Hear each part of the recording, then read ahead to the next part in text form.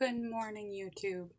There is another hard-hit but potentially overlooked population in this situation, and that is recovering addicts. Addicts in recovery rely heavily on programs like AA and NA to get together and commune and learn from each other. AA and NA have proven to be highly effective programs when addicts help other addicts, and Al-Anon that helps the family of addicts learn how to, as I mentioned in a previous video, not be enabling, codependent, how to properly handle the recovered addict. And to sustain recovery, regular meetings and regular involvement in these programs is usually highly beneficial. And suddenly, with everyone closing off, the meeting halls and the meetings at churches and in other areas of the community have been cut off. So recovering addicts are suddenly cut off from their main source of support and a fundamental cornerstone in their continued abstinence and recovery.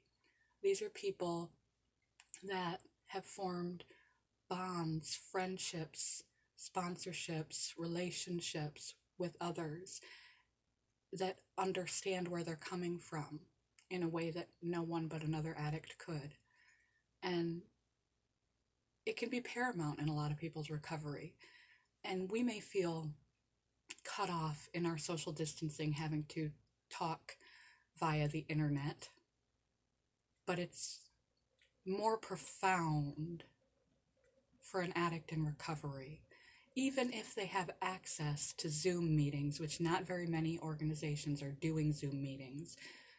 I know of a couple people that were involved in a clubhouse that have set up their own Zoom meetings, but not everyone has access to internet, and there's something essential to the recovering addict about having that face-to-face time with each other that you just can't get from a video screen. So if you have someone in your life, or you are in a position where you're recovered, trying to keep recovered, or just beginning the recovery process and you've had this tool ripped out from under you, please know that there are people that can appreciate and understand this. Try to stay connected. If you got numbers from the people that were in your group, try to telephone them. If you haven't got as far as getting a sponsor, if you've got a sponsor, keep in regular contact with your sponsor over the telephone, text, call, video, any way that you can.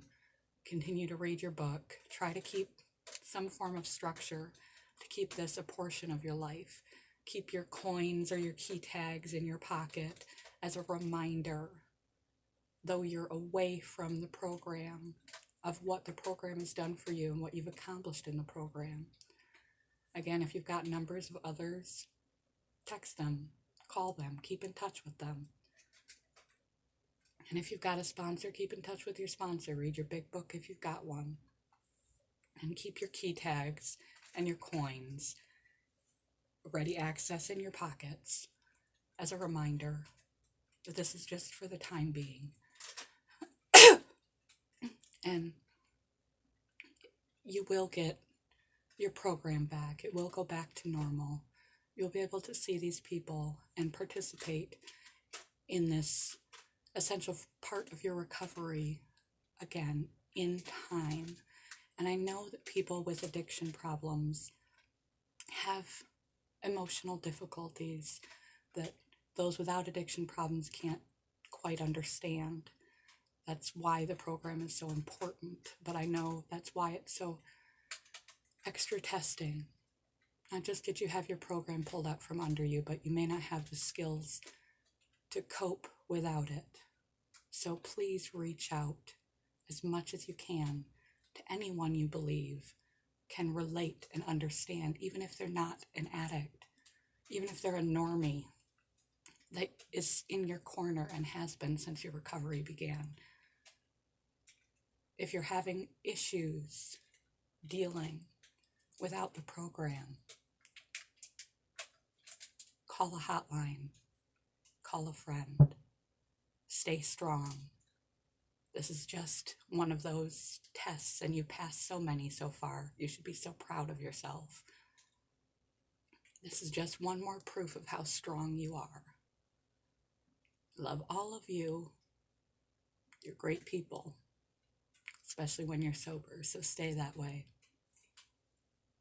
Bye, YouTube.